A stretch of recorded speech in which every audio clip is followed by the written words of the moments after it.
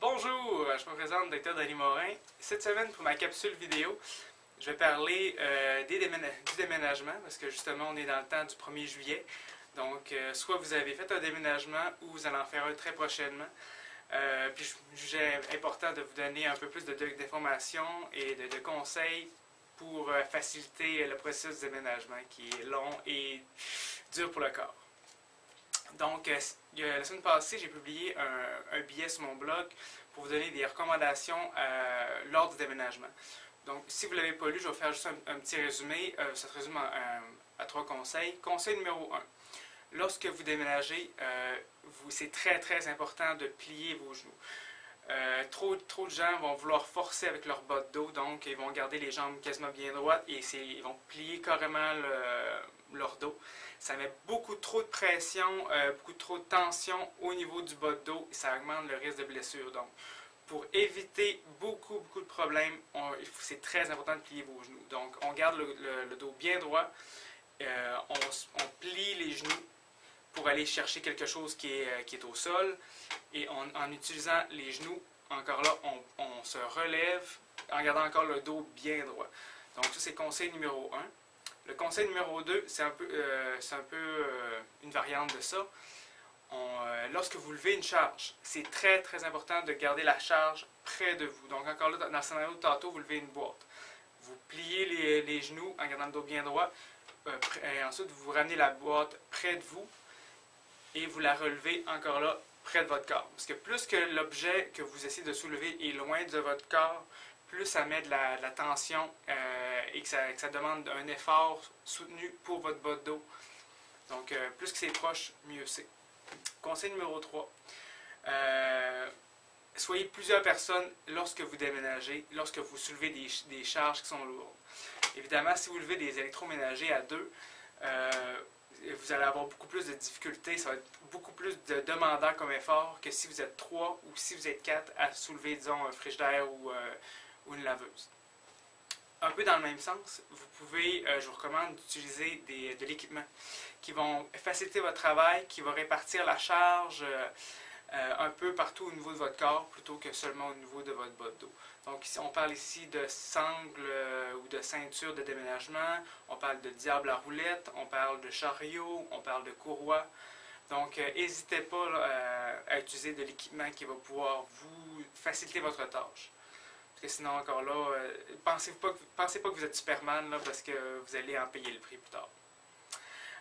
Donc, si vous avez quand même suivi un peu ces recommandations-là lors du déménagement, que vous avez fait attention à votre corps, tant mieux si vous n'avez pas de blessure. Mais qu'est-ce qui arrive si vous êtes blessé, si disons, vous bloquez au niveau du bas de dos durant le déménagement, si c'est le lendemain, puis là vous vous sentez très tendu, très raqué dans le bas de dos, parce qu'on s'entend que lors d'un déménagement, vous pouvez avoir mal au bas de dos, au cou, aux bras, aux jambes, bref, il n'y a pas beaucoup de parties de votre corps qui ne peut pas être touchée qui ne peut pas être affectée par un déménagement. Donc, qu'est-ce qui arrive si vous avez mal? Tout d'abord, un petit avertissement. Les informations que je vais vous donner sont à fin éducationnelle, dans le sens que ce n'est pas un remplacement de traitement. Si vous avez un des problèmes que je vais vous parler tantôt, c'est important de consulter votre professionnel de santé. Donc, maintenant que j'ai mis ça de côté, les 3 problèmes majeurs qu'on retrouve suite à un déménagement sont en ordre d'importance: des courbatures, de lombalgie, maux de dos, et une hernie discale. Je vais commencer avec les courbatures. C'est le problème le plus léger, mais c'est quand même important d'améliorer ses chances de guérison très rapide. Donc, normalement, quelqu'un qui a des courbatures, qu'est-ce qu'on recommande? On recommande de la chaleur, que ce soit un sac magique, que ce soit un bain chaud. Ça va venir détendre la musculature qui est courbaturée. Ensuite, on recommande du repos. Parce que même si c'est mineur comme problème, lors du déménagement, vous avez dépassé vos limites, il y a eu des blessures au niveau des muscles, et c'est important que ces muscles-là guérissent bien. Donc, avec beaucoup de repos pour s'assurer de ne pas empirer le problème. Beaucoup de sommeil aussi pour que votre corps puisse avoir le temps de se guérir. Ce qui peut être bon aussi, c'est des massages, du travail musculaire. Donc, vous pourriez demander à votre chum ou à votre blonde, si vous avez travaillé dur lors du déménagement, de vous masser là où est-ce que ça fait mal. Le deuxième problème, les lombalgies, les maux de dos, ça c'est un problème un peu plus sérieux. C'est très important que le traitement soit efficace et de ne pas trop attendre avant d'aller chercher de l'aide. Parce que lorsqu'on parle de lombalgie, c'est pas juste les muscles qui sont touchés, normalement on a les ligaments et on a les articulations. Et si ça guérit mal, ça peut, tout d'abord, la guérison peut durer pendant des semaines si vous ne faites pas attention, si vous n'allez pas chercher de traitement, mais aussi vous pouvez rester avec des séquelles, à long terme. Donc, idéalement, allez chercher de l'aide. Je vous recommande, je suis un peu impartial, mais je vous recommande d'aller voir votre chiropratien pour vos problèmes de lombalgie. Si vous êtes resté raqué suite au déménagement ou si vous avez vraiment beaucoup de douleur au bas de dos, que vous avez de la difficulté à bouger. Donc, je vous recommande d'aller voir votre chiropratien. Puis justement, il ou elle va pouvoir vous donner le meilleur traitement possible pour cette condition. Finalement, problème beaucoup plus sérieux, hernie discale. Si vous avez eu une hernie discale suite à un déménagement, normalement, c'est parce que vous avez été un peu penché par en avant, un peu tourné ou un peu penché sur le côté, que vous avez levé une charge lourde, puis paf! C'est arrivé. Si c'est le cas, vous n'êtes pas sorti de l'auberge, malheureusement. Parce que, voyez-vous, au niveau de la colonne, on a des blocs, des vertèbres. Entre chaque bloc, on a un disque qui est comme un pneu. Plus qu'on se penche par en avant, plus qu'on vient comprimer de la pression, qu'on vient comprimer le disque.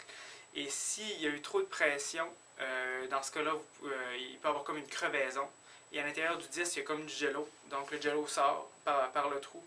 Ça peut venir comprimer vos nerfs, les nerfs qui vont dans la jambe.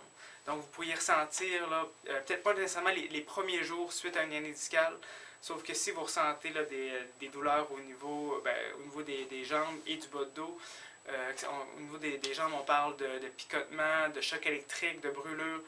Dans ce cas-là, il y a des bonnes chances que vous ayez une hernie discale.